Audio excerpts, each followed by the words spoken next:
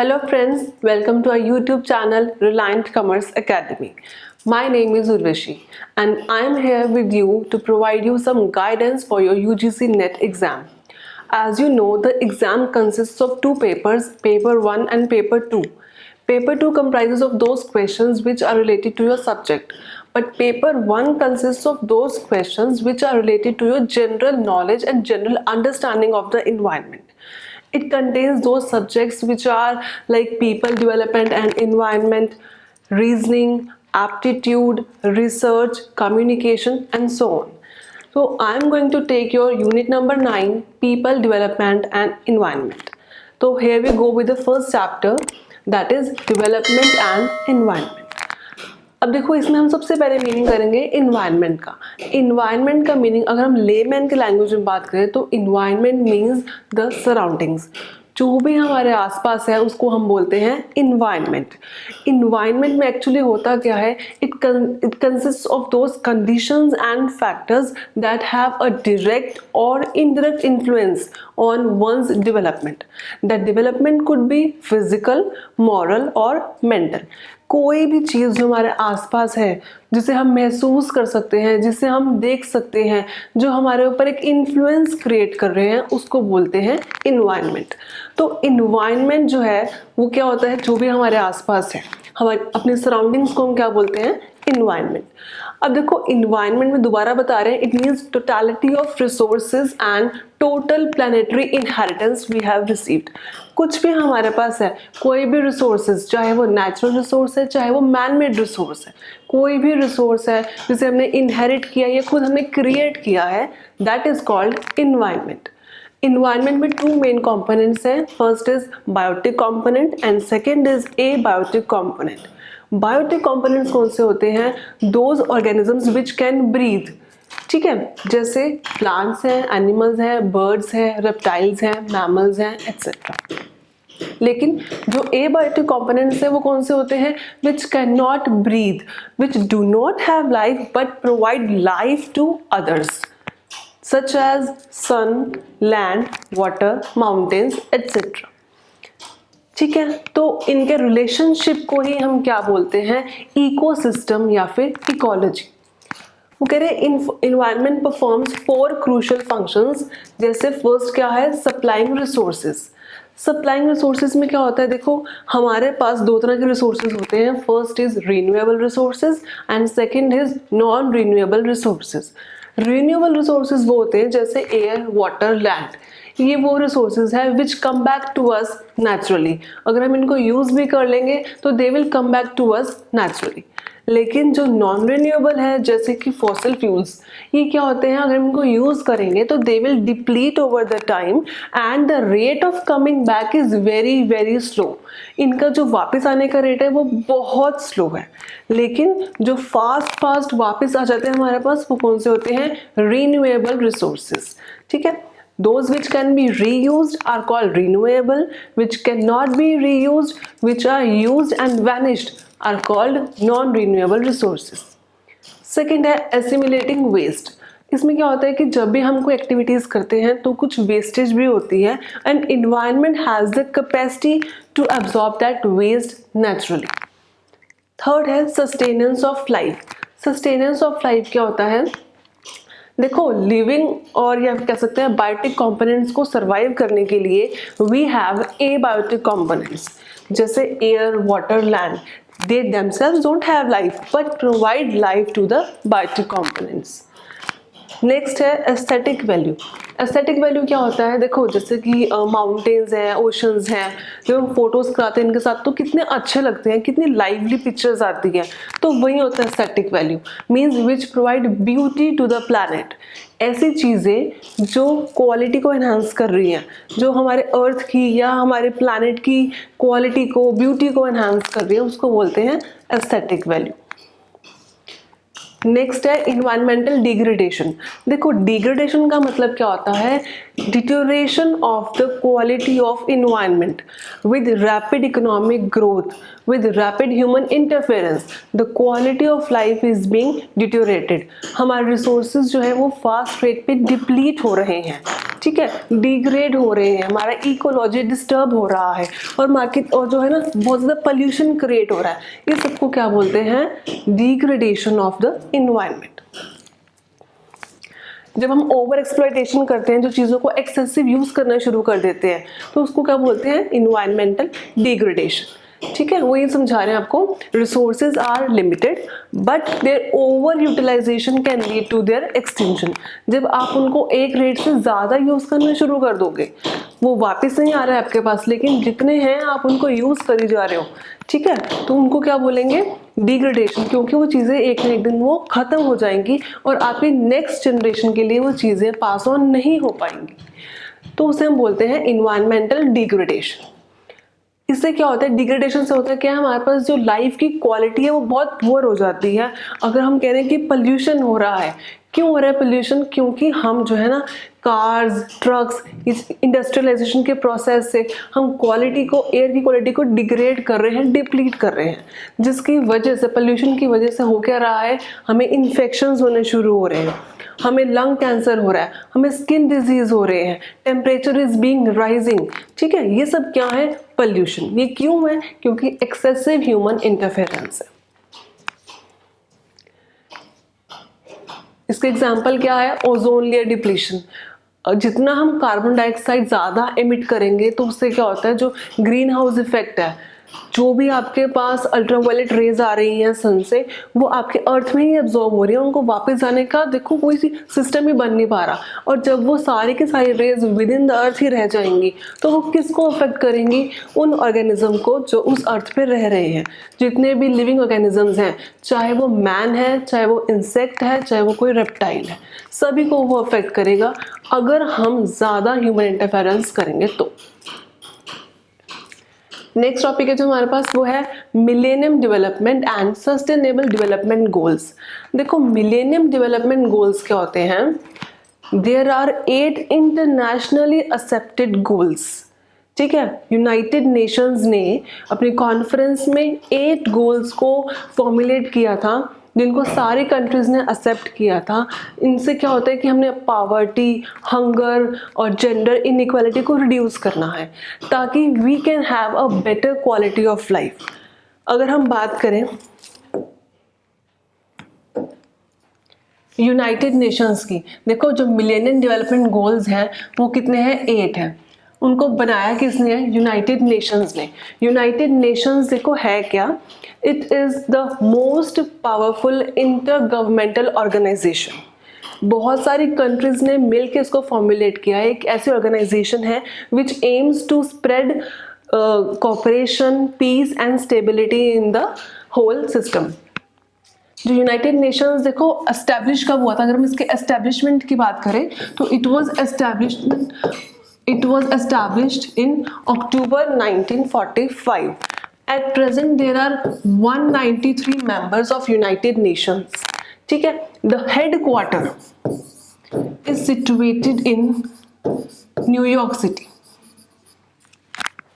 ठीक है, and the Secretary General of United Nations is Antonio Guterres.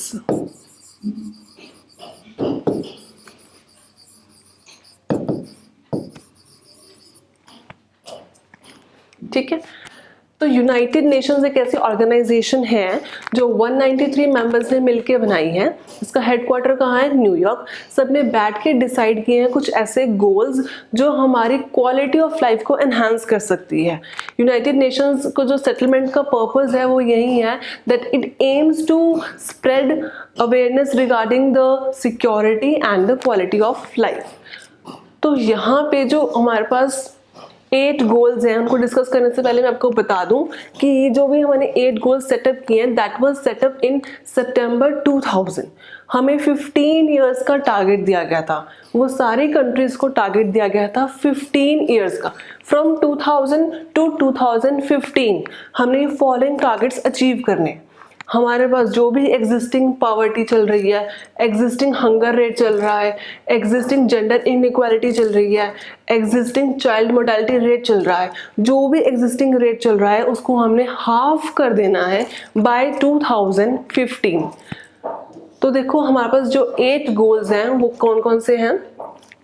First है eradicate extreme poverty and hunger, second is achieve universal primary education, third is promote gender equality and empower women, fourth is reduce child mortality rate, fifth is improve maternal health, sixth is combat HIV, AIDS, malaria and other disease, seventh ensure environmental sustainability and eighth is develop a global partnership for development. इनको one by one discuss करते हैं. First कौन सा है? eradicate extreme poverty and hunger. देखो, extreme poverty is a condition where a person cannot meet its basic necessities. जो भी हमारे बेसिक नेसेसिटीज है लाइफ की, फूड, शेल्टर, क्लोथिंग, ठीक है ना, उन सब चीज़ों को, उन बेसिक अमेनिटीज़ को वो अपनी लाइफ में नहीं लेके आ पा रहा है, वो प्रॉपर जो है ना उन जो बेसिक रिक्वायरमेंट्स हैं उनको पूरा नहीं कर पा रहा, उसको हम बोलते हैं एक्सट्रीम पॉवर्टी या फिर एब्सोल्यूट पॉवर्टी. अगर हम बात करें पॉवर्टी की, तो इंटरनेशनली जो बीपीएल में आते हैं वो लोग आते हैं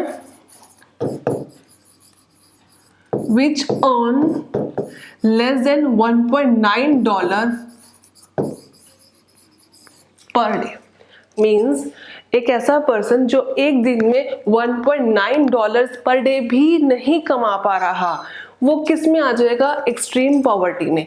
अभी जो डॉलर की वैल्यू है that is adjusted internationally according to the rate of inflation.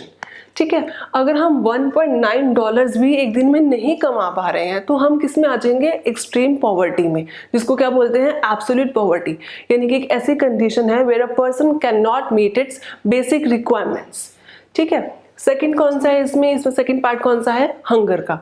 Hunger क्या सिचुएशन होती है? हंगर एक ऐसी स्टेज होती है where you are feeling hunger but you don't have the necessary resources to put into your stomach. आपके stomach जो है कॉन्ट्रैक्ट करना शुरू कर देती है. आपको भूख लगी है पर आपके पास एडिक्वेट रिसोर्सेज नहीं है, खाने को सामान नहीं है, आप क्या खाओगे? ठीक है, इसके अलावा अगर आपके पास खाने की आइटम पड़ी भी हुई है that is not full of nutrition, उसमें जो है ना न्यूट्रिएंट कंटेंट्स है ही नहीं है. आप सिर्फ पेट भरने के लिए खा रहे हो but you are not getting the required nutrients, you are not getting the required proteins and carbohydrates. तो उस सिचुएशन को हम बोलते हैं हंगर. हंगर जो है मोस्टली किसको अफेक्ट करता है? चिल्ड्रन को, छोटे बच्चों को जो है ना that is very painful for them to have the feeling of hungerness and you can't eat the things because you don't have the proper resources. तो उस स्टेज को हम क्या बोलते हैं? हंगर. अगर हम बात करें तो यहाँ पे जो हंगर के जो लोग हैं वो हैं 821 मिलियन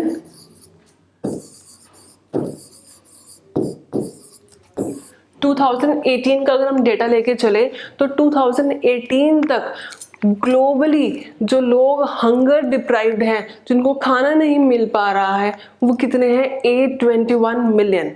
तो यूनाइटेड नेशंस का क्या ऑब्जेक्टिव है? फ्रॉम 2000 टू 2015 जितना भी एग्जिस्टिंग रेट चल रहा है पॉवर्टी का और हंगर का, उसे हमने हाफ तक ले आना है. ठीक है, तो 2018 तक का डेटा अवेलेबल है. 2018 की अगर हम बात करें तो ग्लोबली कितने लोग हंगर हैं? 821 million, which is not a less number at all. Second है अचीव यूनिवर्सल प्राइमरी एजुकेशन. देखो यूनिवर्सल प्राइमरी एजुकेशन में क्या होता है, पहले समझते हैं कि प्राइमरी एजुकेशन बोलते हैं किसको है. Primary education starts from when you go through your pre schooling area. जब आप प्री स्कूल कर चुके होते हो एंड सेकेंडरी स्कूल से पहले, प्री स्कूल के बाद लेकिन सेकेंडरी स्कूल से पहले जो सी भी स्टेज आती है उसको हम बोलते हैं प्राइमरी एजुकेशन. अब हम बात कर रहे हैं achieve universal primary education.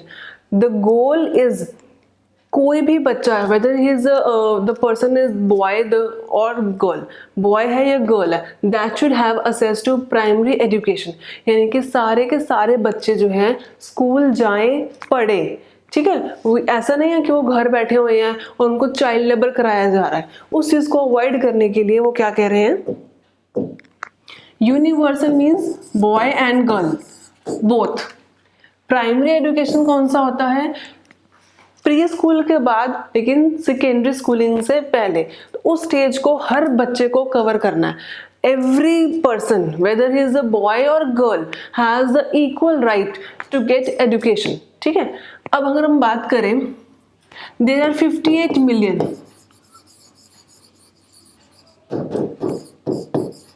students, or you can say children, were out of school in 2015. हम चाहते थे कि 2015 तक हर बच्चे को प्राइमरी एजुकेशन मिले।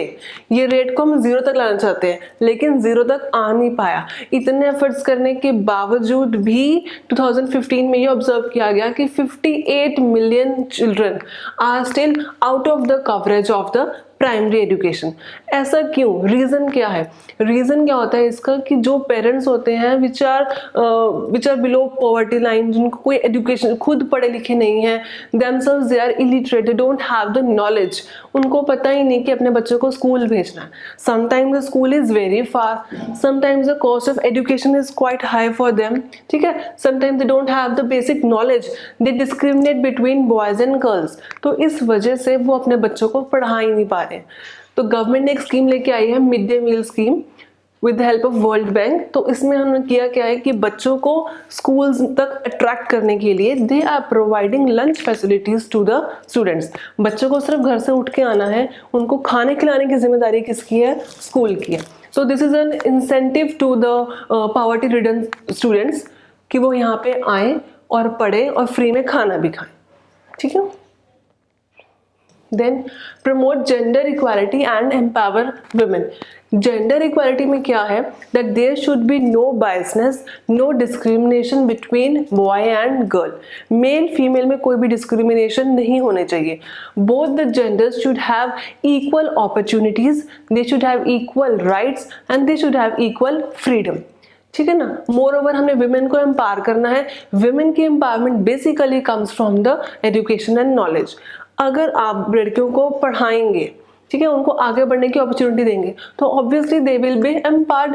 जितनी नॉलेज होगी एम्पावरमेंट उतनी ही बढ़ेगी।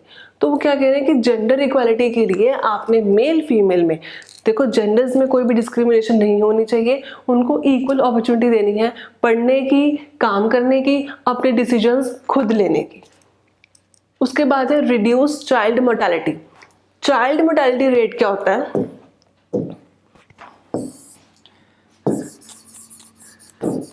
Death of child before he attains the age of 5। अपना 5th बर्थडे सेलिब्रेट करने से पहले जो बच्चों की डेथ हो जाती है उसको हम बोलते हैं चाइल्ड मोर्टेलिटी। तो हम ये चाहते हैं कि चाइल्ड मोर्टेलिटी को हमने बहुत हद तक रिड्यूस कर देना है, उसे हम कम से कम ले आना है। देखो क्या था, 1990 में there were 12.6 million deaths, but in 2016 the number has been reduced to 5.6. From 12.6 it has reduced to 5.6 million deaths. तो काफ़ी कोशिश हुई है उनको कम करने के लिए, बट हम क्या चाहते हैं कि ये जो मिलियन में है ये वैल्यू और भी कम हो जाए। ठीक है ना। हम क्या चाहते हैं कि चाइल्ड मोर्टेलिटी रेट जो है बहुत बहुत बहुत रिड्यूस हो जाए। क्या चाहते हैं कि बच्चों को प्रॉपर न्यूट्रिशन मिले, उनकी प्रॉपर केयर हो, प्रॉपर इम्यूनाइजेशन हो, जिसकी वजह से वो है अपनी लाइफ को प्रॉपर सेलिब्रेट कर सके। नेक्स्ट आता है improve maternal health. Maternal health क्या होता है? Health of mother during pregnancy, during child birth and after the postmortem period. अब वो क्या कह रहे हैं कि देखो जो भी मदर है, जो प्रेग्नेंट वुमेन है या जिसने अभी बर्थ दिया है, उसकी हेल्थ का ध्यान रखना किसकी जिम्मेदारी है? गवर्नमेंट की रिस्पॉन्सिबिलिटी है। ठीक है ना। इसके लिए हमें क्या प्रोवाइड करना पड़ेगा? प्रॉपर इम्यूनाइजेशन स्कीम्स लेके आनी पड़ेगी। And moreover we have to educate the women regarding the vaccination programmes. जितनी भी स्कीम्स गवर्नमेंट लेके आ रही हैं वो स्कीम्स को हमने किन तक पहुंचाना है? उन लेडीज तक पहुंचाना है which are suffering from these problems. तो मेनली जो मैटरनल हेल्थ से प्रॉब्लम आती है वो आती है एनीमिया की। ठीक है ना, ब्लड लॉस की प्रॉब्लम आती है, लेस हीमोग्लोबिन की प्रॉब्लम आती है, तो उसको उस प्रॉब्लम को रिड्यूस करने के लिए गवर्नमेंट उनको क्या प्रोवाइड करती है, फ्रूट्स एंड मील्स प्रोवाइड करती है to get them better quality of life. Next is combat HIV, AIDS, malaria and other disease. HIV AIDS क्या होता है, acquired immunodeficiency syndrome. It is a kind of virus that infects your immune system, आपके immune system को weak कर देता है, जिसकी वजह से आपको बीमारियां जल्दी लग जाती हैं and they are prolonged illness. पूरी लाइफ आपको वो प्रॉब्लम तंग करती है। That disease is not curable. ठीक है, ट्रीटमेंट चल रहा है लेकिन इसका प्रॉपर जो है ना इलाज हमारे पास है नहीं इस चीज़ का। तो मेनली जो इसका रीज़न है एड्स का, वो मेन रीज़न क्या है, that is contaminated blood transfusion. तो इसकी प्रिवेंशन का देखो, जो हम प्रिवेंट ही कर सकते हैं इसको, क्योंकि इसका प्रॉपर ट्रीटमेंट तो है नहीं है। तो इसका जो है ना प्रॉपर जो वे है इसको डील करने के लिए, वो यही है कि आप कंटामिनेटेड ब्लड ट्रांसफ्यूज ना कीजिए। ठीक है, जो नीडल्स आप यूज कर रहे हैं एक बार यूज करने के बाद they do not used again, उनको आपने दोबारा यूज नहीं करना है। मलेरिया क्या होता है, malaria is infected by the mosquitoes. जो मस्कीटोज होते हैं, ठीक है, जो इन्फेक्टेड मस्कीटोज होते हैं, they bite the human bodies and उसके बाद जो कंटामिनेशन हो जाती है उसको हम क्या बोलते हैं, मलेरिया। अगर हम इसका प्रॉपर ट्रीटमेंट नहीं करेंगे तो that can lead to death also. तो गवर्नमेंट क्या प्रोवाइड करती है, मस्कीटो रिपेलेंट क्रीम्स प्रोवाइड कर रही हैं, बेड नेट्स प्रोवाइड कर रही हैं, और अदर वेज हैं to spread awareness regarding the HIV, AIDS and malaria. उसके बाद है इंश्योर इन्वायरमेंटल सस्टेनेबिलिटी। देखो सस्टेनेबिलिटी क्या होता है, that you are using the resources at present keeping in mind the future generation also. आप आज के टाइम पे डेवलपमेंट तो कर रहे हो but without compromising the needs and quality of future generation. जो चीज़ें आप आज यूज कर रहे हो उन चीज़ों का आप ध्यान रख रहे हो कि आपकी नेक्स्ट जनरेशन तक भी वो चीज़ें पहुंच जाए। आपने कंप्लीटली डिप्लीट नहीं कर देना है, आपने उन रिसोर्सेज का जुडिशियसली यूज करना है ताकि आपकी नेक्स्ट जनरेशन भी उन चीज़ों को यूज कर सके। And last is develop a global partnership for development. अब ग्लोबल पार्टनरशिप में क्या होता है, It is an integration of developed and developing nations. जो developed nations हैं, they aim to provide development to the underdeveloped as well as developing countries. जो veg हैं, जैसे डेवलपमेंट के वेज हैं, वो क्या है, फेयर ट्रेडिंग प्रैक्टिसेस या फिर डेट रिलीफ पॉलिसीज।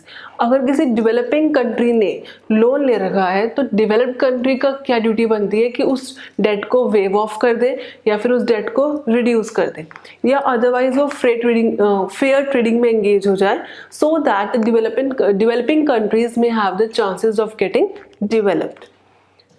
तो जितने भी ये गोल्स हैं they are interdependent and all the MDG influence health and health influence all the MDGs। तो बेसिकली क्या है, अपनी क्वालिटी ऑफ लाइफ को इम्प्रूव करने के लिए, अपनी हेल्थ को इम्प्रूव करने के लिए ये गोल्स डिराइव किए गए। Next is sustainable development goals. अब देखो सस्टेनेबल का मीन्स वो दोबारा बता रहे हैं कि सस्टेन का मतलब क्या होता है कि आपने लॉन्ग टाइम सस्टेन करना है, लॉन्ग टाइम सर्वाइव करना है। आपका एम नहीं है कि आपने रिसोर्सेज को यूज किया खत्म कर दिया, नो, रिसोर्सेज को यूज करना है इस तरह से कि नेक्स्ट जनरेशन के लिए भी वो रिसोर्सेज बच जाए। तो ये जो आइडिया है ना, the idea of environmental conservation gains real momentum if we are able to conserve resources and use them in a manner that they are sufficiently available for the coming generation as well. That is called sustainable development. Who has defined the term sustainable development? United Nations Conference on Environment and Development. ठीक है, they came into effect in January 2016. और जो इनका target है वो next 15 years था।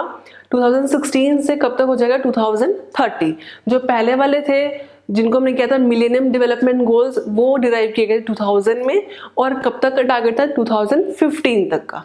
Now 2016 से onwards क्या डेवलप करे हैं आपने, सस्टेनेबल डेवलपमेंट गोल्स, जिनका टारगेट है next 15 years from 2016 to 2030।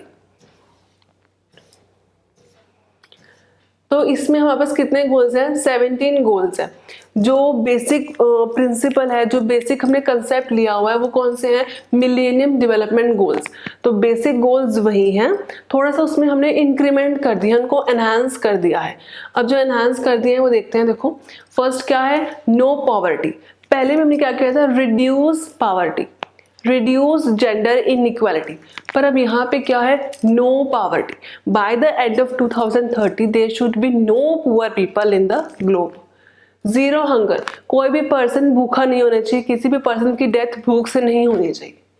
Then good health and wellbeing, सबको आपने मेडिकल फैसिलिटीज प्रोवाइड करनी है, सबकी क्वालिटी ऑफ लाइफ जो है बेटर होनी चाहिए। देन क्वालिटी एजुकेशन, ठीक है ना, अगर आपको अच्छी लाइफ चाहिए तो you should have access to the quality of education. पढ़ने का राइट, आगे बढ़ने का राइट सबको है, चाहे वो मेल है चाहे वो फीमेल है। उसके बाद क्या है? Gender equality. सिर्फ पढ़ाई की बात नहीं है, अगर आप जॉब भी कर रहे हो, आप बिजनेस भी कर रहे हो, आप अपना लाइफ पार्टनर चूज कर रहे हो, आप किसी भी स्फेयर की बात कर रहे हो, there should be complete gender equality. Then clean water and sanitation. देखो जो आप वाटर प्रोवाइड कर रहे हो, either for drinking purpose, either for irrigation और फॉर योर इंडस्ट्रियलाइजेशन पर्पसेस, तो दैट शुड बी क्लीन, ठीक है ना, that should not be impure. Next क्या है? सैनिटेशन। सैनिटेशन का पर्पस कैसे सॉल्व हो सकता है कि अगर हम लोगों को अवेयर करेंगे that the state, that the area should be free of open defecation, और आपने ओपनली डिफिकेट नहीं करना, you can not relieve yourself in public or in other place. There should be proper toilets and toilet should be cleaned regularly. Then affordable and clean energy, इसमें क्या आ जाएगा? जो भी आपके पास रिसोर्सेज हैं, जो भी नेचुरल रिसोर्सेज हैं, you should have access to those resources at affordable prices and you have to clean them. Then decent work and economic growth, हमने ग्रोथ भी करनी है और वर्क कौन सा करना है? जो डिसेंट है। इसमें एग्जांपल आप ले सकते हो टूरिज्म का। अगर हम टूरिज्म को प्रमोट करें तो उसमें क्या है कि टूरिज्म को जैसे प्रमोट करेंगे तो इकोनॉमिक ग्रोथ भी होगी, टूरिस्ट आएंगे, आपके पास जो है पर कैपिटा इनकम, आपकी जीडीपी सब कुछ इंक्रीज हो जाएगी। नेक्स्ट है इंडस्ट्री, इनोवेशन एंड इंफ्रास्ट्रक्चर। इसमें हमें क्या करना है? जो भी आपके पास मैन्युफैक्चरिंग सेक्टर है उसको बूस्ट मिलना चाहिए। You should make more in your country and more over. Innovation की अगर हम बात करें, मोबाइल फोन्स की बात करें, तो मोबाइल फोन्स क्या है? हर जगह पे अब टावर्स लग रहे हैं, टावर्स की वजह से क्या है? सिग्नल्स प्रॉपर आ रही है, तो यू हैव द कनेक्टिविटी। जब कनेक्टिविटी है तो you can download more apps and get more information. Then reduced inequality, जितनी भी ज्योग्राफिकल इनइक्वालिटीज हैं आपने उनको भी रिड्यूस करना है। पहले हमने क्या किया था? जेंडर इक्वालिटी लेके आना है। अब यहाँ पे क्या है? रिड्यूस्ड इनइक्वालिटी, चाहे वो ज्योग्राफिकल टर्म्स में है या फिर किसी और टर्म्स में। अगर हम एक कंट्री की ही बात करें तो हर स्टेट जो है that is not equally developed. एक स्टेट की डेवलपमेंट ज्यादा होती है, एक स्टेट की डेवलपमेंट कम होती है। तो government has to ensure that no state should be lag behind, कोई भी स्टेट पीछे ना रह जाए। उस स्टेट की इंप्रूवमेंट के लिए we can provide the incentives and benefits to the industrialist. Then sustainable cities and communities. देखो जो भी लोग रूरल एरियाज से अर्बन एरियाज में आ रहे हैं, ठीक है, they are forced to enter the urban areas. अगर वो सारे अर्बन एरियाज में आ जाएंगे तो वहाँ पे प्रेशर इंक्रीज हो जाएगा और वहाँ पे जो लाइफ की क्वालिटी है बहुत बेकार हो जाएगी। तो उस चीज़ को सस्टेन करने के लिए we can improve the rural areas as well.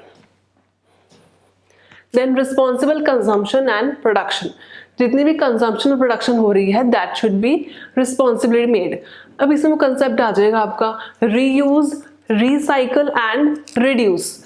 आप चीज़ों को बार बार यूज करो, रिसाइकल करो और उनके यूसेज को रिड्यूस करने की कोशिश करो, तो that will be responsible consumption as well as production. Production में क्या आ जाएगा? इको फ्रेंडली प्रोडक्ट्स को मैन्युफैक्चर करना। नेक्स्ट है climate action, you have to ensure that you are not degrading the quality of environment over the time. उसके बाद है life below water, life on land. कोई भी लाइफ है, चाहे वो मेरीन लाइफ है, चाहे वो कोई भी रेप्टाइल्स हैं या फिर ह्यूमन लाइफ है, that should not B interfered and compromised. जो भी लाइफ वहाँ पे जी रही है आपने उसको हार्म नहीं करना है, उसको एक्सटिंक्शन तक नहीं लेके आ जाना है, जबकि आपने उनकी जो है लाइफ को इम्प्रूव करने की कोशिश करना है। उसके बाद क्या है, peace and justice strong institutions. Peace and justice में क्या आ जाएगा, that you have to reduce violence, you have to reduce crime, you have to reduce the unpeaceful methods। आपने क्या इम्प्रूव करना है, पीस इम्प्रूव करनी है, ब्रदरहुड को इम्प्रूव करना है, child abuse, human trafficking, that should be avoided. And last is partnerships to achieve the goal. Partnerships में वही चीज़ें हैं, पब्लिक प्राइवेट पार्टनरशिप भी हो सकती हैं, and it can be partnership between the developing and the developed Nations. So these were all the sustainable development goals that were derived by the United Nations in September 2016. इनका target कब तक है, by the end of 2030 हमने ये सारे के सारे जो गोल्स हैं उनको अचीव करने की ट्राई करनी है। Thank you.